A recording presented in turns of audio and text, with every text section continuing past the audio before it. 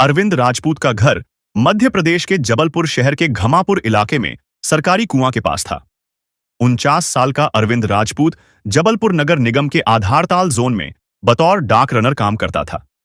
उसके परिवार में 30 साल की पत्नी मनीषा, 7 साल की बेटी और 5 साल का एक बेटा था।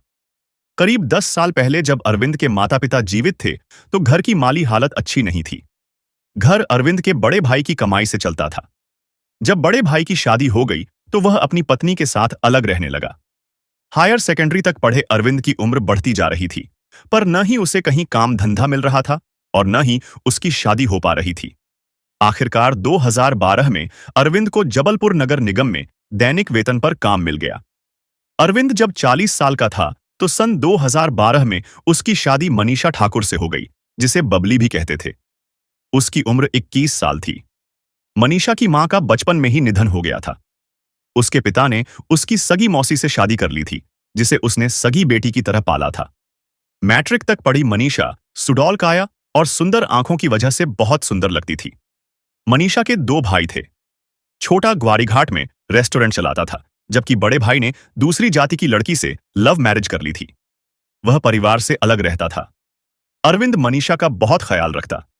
मनीषा चंचल और खुले विचारों वाली लड़की थी। उसे सजना संवरना और घूमना फिरना पसंद था। लेकिन अपने से दोगुनी उम्र के पुराने ख्यालात के सादगी पसंद पति अरविंद के साथ वह मन मारकर दिन काट रही थी। सन 2016 में नगर निगम ने अरविंद की डाक रनर की नौकरी स्थायी कर दी।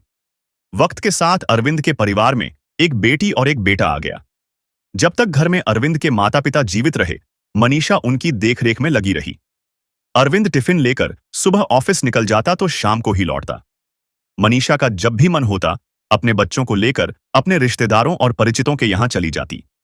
जब वह लोगों को स्मार्टफोन पर फेसबुक, यूट्यूब चलाते देखती तो उसका मन भी करता कि उसके पास भी स्मार्टफोन होता तो कितना अच्छा होता।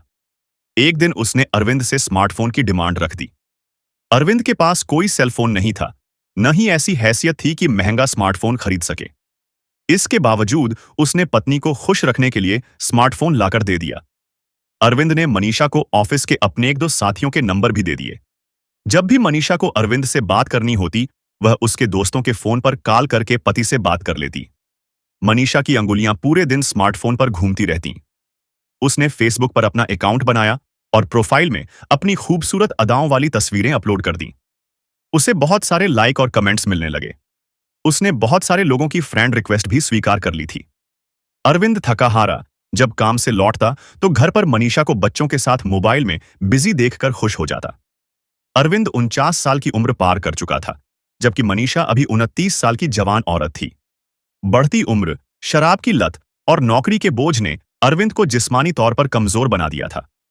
उसे महसूस होने लगा था कि अब वह मनीषा को शारीरिक रूप से संतुष्ट नहीं कर पा रहा है। औरत की शारीरिक जरूरतें पति पूरी करने में सक्षम न हो तो कई बार औरत के कदम बहक जाते हैं। ऐसा ही मनीषा के साथ हुआ। मनीषा फेसबुक की दुनिया में इस तरह खो गई थी कि वह बिना जांच पड़ताल के किसी भी लड़के को अपना फ्रेंड बना लेती थी। फेसबुक पर नए नए दोस्त बनाना और सोशल मीडिया पर चैटिंग करना उसका शगल बन गया था। 2019 के मार्च महीने में एक दिन मनीषा दोपहर में घर के कामकाज से निपटकर बिस्तर पर लेटी थी। तभी उसके मोबाइल की घंटी बजी।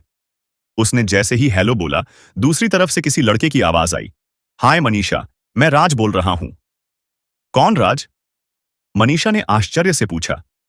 मनीषा, मैं राज यादव हूं। फेसबुक पर तुम्हें फ्रेंड रिक्वेस्ट भेजी थी, जिसे तुमने स्वीकार कर लिया था। पर तुम्हें मेरा मोबाइल नंबर किसने दिया? मनीषा ने हैरानी से पूछा। हम जिसे दिल से चाहते हैं उसका मोबाइल नंबर तो क्या उसकी पूरी खोज खबर रखते हैं, राज ने दीवानगी के साथ जवाब दिया। मनीषा को किसी अपरिचित लड़के का इस तरह बात करना अच्छा नहीं लगा।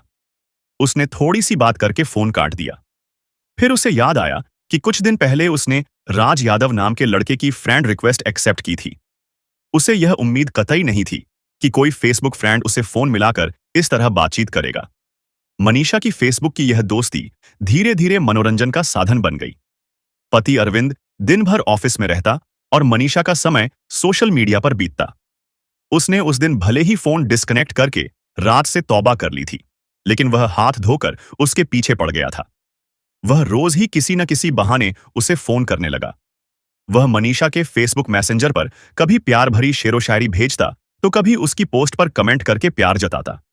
धीरे धीरे मनीषा को भी राज से फोन पर बातचीत करने में मजा आने लगा। फोन पर शुरू हुआ बातचीत का यह सिलसिला कब प्यार में बदल गया, मनीषा को पता ही नहीं चला।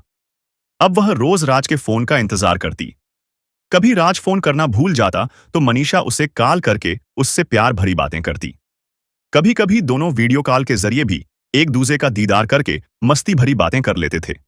राज और मनीषा का प्यार परवान चढ़ा तो एक दिन वह मनीषा से मिलने जबलपुर आ गया। उस समय अरविंद काम पर गया हुआ था और उसके दोनों बच्चे अरविंद के बड़े भाई के घर गए हुए थे। मनीषा ने 25 साल के गोरे चिट्टे गबरू जवान राज को देखा तो पल भर के लिए तो वह सपनों की दुनिया में खो गई। राज ने बताया कि उसका नाम खेमचंद यादव है, लेकिन उसे घर वाले राज कहते हैं। राज ने मनीषा से फेसबुक मैसेंजर और वीडियो कॉल के जरिए तो कई बार बातें की थीं, लेकिन खूबसूरत मनीषा को पहली बार नजरों के सामने देखा तो अपना आपा खो बैठा। मनीषा कब से उससे मिलने के सपने संजोए थी। उसे मौका मिला तो उसने भी राज का पूरे मन से साथ दिया। शाम को जब अरविंद काम से घर लौटा तो घर में नए मेहमान को देख मनीषा से पूछा, अरे मनीषा, मेहमान कहां से आए हैं? मनीषा ने खेमचंद का परिचय कराते हुए कहा, ये मेरी बचपन की सहेली के जीजा हैं। नाम है राज यादव। यूपी के बांदा से किसी काम के सिलसिले में जबलपुर आए हैं। अरविंद ने गर्मजोशी से राज का स्वागत किया और उसकी खूब मेहमान नवाजी भी की। दूसरे दिन अरविंद उसे भेड़ा घाट घुमाने ले गया और वहां का धुआंधार जलप्रपात दिखाया। शाम को बैठकर दोनों ने जाम छलकाए। राज यादव महीने 2 महीने में काम का बहाना बनाकर मनीषा से मिलने जबलपुर आने लगा। जब वह जबलपुर आता तो अरविंद के साथ बैठकर खूब शराब पीता और मनीषा के बच्चों पर पैसे खर्च करता। लेकिन मनीषा और राज की प्रेम कहानी समाज की नजरों से ज्यादा दिनों तक न छिप सकी। जब अरविंद के बड़े भाई को इस बात का पता चला तो उसने राज के इस तरह मनीषा से मिलने जुलने पर आपत्ति उठाई। अरविंद के मन में भी शक का कीड़ा कुलबुलाता था, लेकिन वह यह सोचकर तसल्ली कर लेता कि मनीषा उसे और उसके बच्चों को कितना प्यार करती है। 22 जनवरी 2021 सुबह के 9 बजे थे। कैंट पुलिस थाने में फोन द्वारा सूचना मिली कि सदर इलाके के मुर्गी मैदान पर कोई युवक नशे में बेसुध पड़ा है। कैंट थाने में इस तरह की सूचनाएं आए दिन मिलती रहती थीं, इसलिए ड्यूटी पर मौजूद एएसआई कन्हैया चतुर्वेदी अपने एक साथी पुलिसकर्मी के साथ मुर्गी मैदान की ओर रवाना हो गए। वह मुर्गी मैदान पहुंचे तो उन्होंने देखा कि 24 से 25 साल का एक युवक औंधे मुंह जमीन पर पड़ा है। पुलिस टीम ने पास जाकर जैसे ही उसे सीधा किया तो युवक का चेहरा और सिर खून से सना हुआ है। वह मर चुका था। स्थिति को समझकर कन्हैया चतुर्वेदी ने तत्काल टीआई विजय तिवारी समेत पुलिस के आला अधिकारियों को सूचना दी और आसपास के लोगों से पूछताछ करने लगे। कुछ ही देर में फोरेंसिक टीम के साथ टीआई विजय तिवारी घटनास्थल पहुंच गए।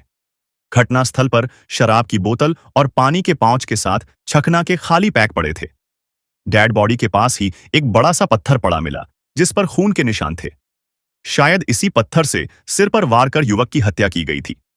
घटनास्थल पर अब तक लोगों की काफी भीड़ जमा थी, लेकिन कोई भी मृतक को नहीं पहचान सका।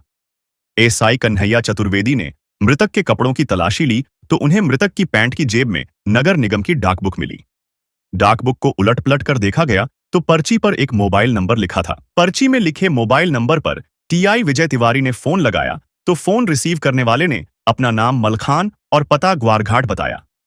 टीआई तिवारी ने जब उसे बताया कि मुर्गी मैदान पर एक डेड बॉडी मिली है, उसी के कपड़ों की जांच में नगर निगम की डाकबुक और यह मोबाइल नंबर मिला है, तब मलखान ने पुलिस को बताया कि उसका जीजा अरविंद राजपूत नगर निगम में डाक लाने ले जाने का काम करता था। मलखान ने जब मनीषा को फोन लगाकर बातचीत की तो उसने बताया कि वह कल अरविंद को बताकर बच्चों के साथ एक गमी के कार्यक्रम में व्हीकल फैक्ट्री इलाके में आई है। मलखान ने मनीषा से अरविंद के साथ किसी अनहोनी की आशंका व्यक्त की तो वह फोन पर रोने लगी। मलखान ने उसे समझाते हुए उसके साथ तत्काल मुर्गी मैदान चलने को कहा। मलखान कुछ ही देर में मनीषा और एक रिश्तेदार को ऑटो में बिठाकर सदर के मुर्गी मैदान पहुंच गया। वहां पहुंचकर मनीषा ने पति अरविंद को पहचान लिया। लाश की पहचान होने पर पुलिस टीम ने शव पोस्टमार्टम के लिए मेडिकल कॉलेज भेज दिया और आगे की कार्रवाई में जुट गई। स्थिति के मद्देनजर पुलिस मनीषा के बयान नहीं ले सकी। घटना को बीते 3 दिन हो चुके थे। इसी दौरान मनीषा ने एक बार घर पर आत्महत्या करने का प्रयास किया, जिसकी जानकारी कैंट पुलिस को मिल गई थी। पुलिस सहानुभूति की वजह से उसके बयान नहीं ले पा रही थी। कैंट पुलिस थाना के टीआई विजय तिवारी ने जब मनीषा के फोन की कॉल डिटेल्स निकलवाई तो 2 मोबाइल नंबर संदिग्ध पाए गए। इन मोबाइल नंबरों की लोकेशन सर्च करने पर पुलिस को एक नंबर आकाश विनोदिया, सिविल लाइंस, जबलपुर का और दूसरा नंबर खेमचंद यादव, बांदा, उत्तर प्रदेश का था। कैंट पुलिस ने सबसे पहले राज यादव के मोबाइल को सर्विलांस पर लगाया तो घटना वाले दिन 21 जनवरी को उसकी लोकेशन सुबह के 6 बजे से रात के 9 बजे तक जबलपुर की मिली। पुलिस की टीम जब खेमचंद की खोजबीन के लिए बांदा पहुंची तब तक वह अपने गांव बेनीपुर पहुंच चुका था। पुलिस ने उसकी लोकेशन ट्रेस कर उसके घर पर मुंह अंधेरे दबिश तो यह पिछले दरवाजे से भाग निकला। आसपास के इलाकों में दिन भर उसकी तलाश की गई मगर राज नहीं मिला। उसके पिता ने बताया कि वह अपने बड़े भाई के पास सूरत जा सकता है। पिता को राज और मनीषा के प्रेम संबंधों की पूरी जानकारी थी। पता चला कि मनीषा जून 2020 में आंखों का इलाज करवाने के बहाने चित्रकूट आई थी और दोनों 5 दिनों तक एक होटल में रुके थे। तब उसने मनीषा को समझाया था कि अपना वैवाहिक जीवन बर्बाद न करे, मगर वह राज के प्यार में पागल हो गई थी। राज अपना मोबाइल घर पर छोड़ गया था। ऐसे में राज को खोजना पुलिस के लिए टेढ़ी खीर साबित हो रहा था। पुलिस उसका मोबाइल जब्त कर खाली हाथ लौट आई। कैंट पुलिस पर जब पुलिस अधिकारियों का दबाव पड़ा तो आकाश विनोदिया की मोबाइल लोकेशन पर पहुंच गई। जबलपुर के सिविल लाइंस जाकर पता चला वह नंबर एक रिटायर्ड मेडिकल नर्स का है जो काफी बूढ़ी हो गई थी। उन्होंने खुद को इलाके की भजन मंडली का अध्यक्ष बताते हुए मनीषा और अरविंद से किसी तरह की जान पहचान होने से इनकार किया। उन्होंने यह भी बताया कि यह सिम कार्ड उसके भतीजे आकाश ने लाकर दिया था, लेकिन इस सिम कार्ड का उपयोग आकाश कभी नहीं करता। पुलिस की समझ नहीं आ रहा था कि आखिर अरविंद के मर्डर से नर्स का क्या कनेक्शन हो सकता है। पुलिस ने जब उनसे पूछा, आपके मोबाइल से कोई और शख्स बात तो नहीं करता? उन्होंने बताया, हां, उनकी भजन मंडली में ढोलक बजाने वाला विक्की पंडा अक्सर उनके फोन से बात करता है। कभी कभी तो वह घंटे भर के लिए मोबाइल मांग कर ले जाता है। पुलिस ने जब विक्की पंडा के बारे में पता किया तो शाम के समय विक्की पंडा देवी मंदिर की आरती के कार्यक्रम में मिल गया। उसने मनीषा को अपनी ममेरी बहन बताया। पुलिस को अब दोनों पर अरविंद की हत्या का पूरा यकीन हो गया। पुलिस टीम ने विक्की पंडा और मनीषा को थाने बुलाकर पूछताछ की तो पहले तो वे अनजान बने रहे। जब पुलिस टीम ने उनसे अलग अलग कमरे में ले जाकर सख्ती से पूछताछ की तो उन्होंने सारा सच उगल दिया। मनीषा और विक्की के बताए अनुसार अरविंद की हत्या छतरपुर जिले के खेमचंद यादव उर्फ राज ने की थी। घटना वाले दिन शाम को अरविंद को ऑफिस में फोन करके मनीषा ने बुलाया था और विक्की पंडा हत्या के समय राज के साथ था। दोनों से पूछताछ में जो कहानी सामने आई वह मानवीय रिश्तों को शर्मसार कर देने वाली थी। खेमचंद गुड़गांव की एक कंपनी में नौकरी करता था। मनीषा की बुआ का लड़का प्रदीप ठाकुर उर्फ विक्की पंडा सिविल लाइंस के उपहार अपार्टमेंट में रहता था। वह अपने आप को देवी का भक्त बताता था। धार्मिक कर्मकांड और तंत्र मंत्र का झांसा देकर लोगों से पैसे ऐंठ कर वह घर का खर्च चलाता था। वह स्थानीय भजन मंडली में ढोलक बजाता था। विक्की पंडा अपनी ममेरी बहन मनीषा से 20,000 रुपए और जीजा अरविंद से 13,000 रुपए उधार ले चुका था, मगर लौटाने का नाम ही नहीं ले रहा था। जब भी अरविंद और मनीषा उससे पैसे वापस मांगते वह अपनी तंगहाली का बहाना बना देता था। मनीषा और खेमचंद के नाजायज संबंधों की भनक विक्की को थी। एक बार तो उसने मनीषा को चेतावनी भी दी थी कि यदि उससे पैसे मांगे तो वह उसके और राज के संबंधों की पूरी सच्चाई जीजा को बता देगा। इस डर से मनीषा उससे पैसा मांगने में संकोच करने लगी थी। अब मनीषा राज के साथ विक्की पंडा से मिलने जुलने लगी थी। मनीषा और राज विक्की से शादी करने की बात बताते रहते थे। एक दिन विक्की पंडा ने मंदिर में पूरे विधि विधान से राज से मनीषा की मांग में सिंदूर भरवाकर शादी करा दी। मनीषा और राज प्रेम में इस कदर अंधे हो चुके थे कि देह सुख के लिए किसी भी हद तक जाने तैयार थे। कभी कभी उनके मन में विचार आता कि दोनों घर से भाग जाएं, लेकिन मनीषा सोचती कि राज बेरोजगार है, आखिर उसे कितने दिनों तक बैठाकर खिलाएगा। मनीषा को अरविंद से ज्यादा अपने बच्चों की भी चिंता थी।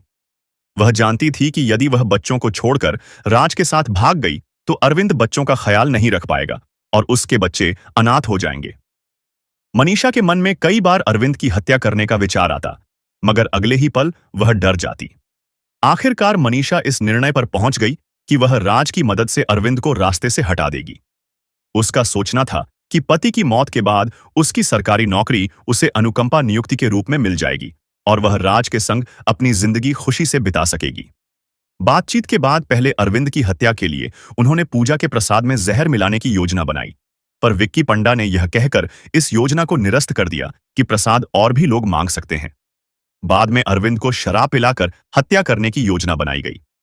प्रदीप उर्फ विक्की पंडा अरविंद की हत्या की योजना में इसलिए शामिल हो गया क्योंकि वह चाहता था कि मनीषा और अरविंद से लिए गए 33,000 रुपए के कर्ज से उसे मुक्ति मिल जाएगी। योजना के मुताबिक मनीषा ने राज को पूरी योजना समझाई और उसका बांदा से जबलपुर आने जाने का रिजर्वेशन करवा दिया।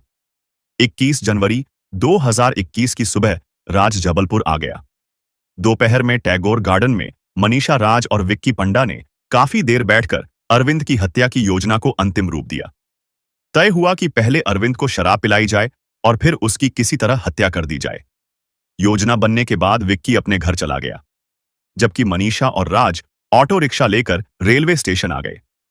कुछ दिनों पहले अरविंद ने जबलपुर की एक मोबाइल शॉप से किस्तों में राज को एक महंगा मोबाइल फोन दिलवाया था, जिसकी किस्त वह हर महीने आकर दे जाता था। रेलवे स्टेशन से ही मनीषा ने अरविंद के ऑफिस में फोन करके कहा कि राज मोबाइल की किस्त देने जबलपुर आया है, वह रात की ट्रेन से निकल जाएगा, उससे जबलपुर स्टेशन जाकर मिल लो। जब अरविंद को राज के जबलपुर आने की खबर मिली, तब वह आधारताल जोनल ऑफिस में था। उसने ऑफिस जाकर जल्दी से डाक वितरण का काम निपटाया और 5 बजे रेलवे स्टेशन पहुंच गया। रेलवे स्टेशन पर उसकी मुलाकात राज से हो गई। राज ने उसे बताया कि वह रात 9 बजे चित्रकूट एक्सप्रेस से वापस चला जाएगा। तब राज ने अरविंद के सामने प्रस्ताव रखा कि कहीं बैठकर शराब पीते हैं, फिर खाना खाने के बाद उसे स्टेशन छोड़कर घर चले जाना। शराब पीने की बात पर अरविंद राजी हो गया। दोनों पैदल ही रेलवे स्टेशन से सदर की ओर आ गए। तब तक अंधेरा होने लगा था। एक वाइन शॉप से राज ने शराब की बोतल खरीदी। पास की दुकान से पानी की बोतल, डिस्पोजल गिलास, छखना के पाउच लेकर दोनों पेट्रोल पंप के पीछे मुर्गी मैदान में सुनसान जगह पर शराब पीने बैठ गए। तभी विक्की पंडा भी पहुंच गया। सीधे साधे अरविंद को यह भान नहीं था कि जिस नौकरी को पाने के लिए उसने जी तोड़ मेहनत की थी और कितने ही साल बेरोजगारी में काटे थे, वही नौकरी उसकी जान की दुश्मन बन जाएगी। राज और विक्की चालाकी से इस तरह पैक बना रहे थे कि अरविंद ज्यादा से ज्यादा पी सके। शराब पीते पीते लगभग 7:30 का समय हो गया। इस बीच अरविंद का नशा पूरे शबाब पर पहुंच गया था। तभी राज ने पास में पड़े एक बड़े से पत्थर से अरविंद के सिर पर हमला कर दिया। उसके सिर से खून की धारा बहने लगी और थोड़ी देर तड़फड़ाने के बाद वह ढेर हो गया। जब दोनों को तसल्ली हो गई कि अरविंद मर चुका है, तो राज और विक्की वहां से भाग निकले। राज जल्दी से रेलवे स्टेशन आ गया। प्लेटफार्म पर चित्रकूट एक्सप्रेस लग चुकी थी। वह ट्रेन में सवार हो गया। रात 9 बजे ट्रेन जबलपुर स्टेशन से रवाना हो गई। 29 जनवरी 2021 को जबलपुर के एएसपी सिद्धार्थ बहुगुणा ने प्रेस कॉन्फ्रेंस कर अरविंद की हत्या का खुलासा कर दिया। प्रेस कॉन्फ्रेंस में बताया गया कि अरविंद की हत्या मनीषा के इशारे पर विक्की की मदद से राज यादव ने की थी। एसपी ने अरविंद की हत्या के मुख्य आरोपी राज यादव को जल्द गिरफ्तार करने का आश्वासन दिया। इसके बाद कैंट थाना पुलिस ने मनीषा और विक्की पंडा को न्यायालय में पेश किया, जहां से उन्हें जेल भेज दिया गया। मनीषा और विक्की को जेल भेजने के बाद जबलपुर पुलिस राज की तलाश में जुट गई। राज के घर से जब्त उसके मोबाइल की जांच की तो मोबाइल में मनीषा और उसके आपत्तिजनक हालत में फोटो मिले, जो उनके नाजायज संबंधों की कहानी बयां कर रहे थे। पुलिस टीम राज के पिता से सूरत में रहने वाले उसके बड़े बेटे का मोबाइल नंबर लेकर आई थी। पुलिस ने जब राज के भाई से बात की तो पहले तो उसने राज के सूरत में न होने की जानकारी दी। जब पुलिस ने डर दिखाया तो उसने पुलिस को भरोसा दिलाया कि वह जल्द ही राज को लेकर जबलपुर आएगा। राज और उसका बड़ा भाई 3 से 4 दिनों तक पुलिस टीम को गुमराह करते रहे। इस पर जबलपुर पुलिस की टीम ने सूरत जाकर छापामारी की तो राज यादव पुलिस की गिरफ्त में आ गया। पुलिस ने राज से सख्ती से पूछताछ की तो उसने अरविंद की हत्या की पूरी कहानी पुलिस को बता दी। पुलिस ने अरविंद की हत्या के आरोपी खेमचंद यादव उर्फ राज पर आईपीसी की धारा 302-120 के तहत मामला दर्ज कर उसे जेल भेज दिया। अरविंद और मनीषा के दोनों बच्चों को जबलपुर के ग्वारीघाट में रहने वाली उसकी नानी के सुपुर्द कर दिया गया। नौकरी की चाहत में अपने पति की हत्या करने वाली मनीषा का नौकरी पाने का सपना धरा का धरा रह गया। क्षणिक शारीरिक सुख और सोशल मीडिया की चकाचौंध में अपने मासूम बच्चों को बेसहारा करने वाली मनीषा अपने प्रेमी खेमचंद और भाई प्रदीप उर्फ विक्की पंडा के साथ जेल में है।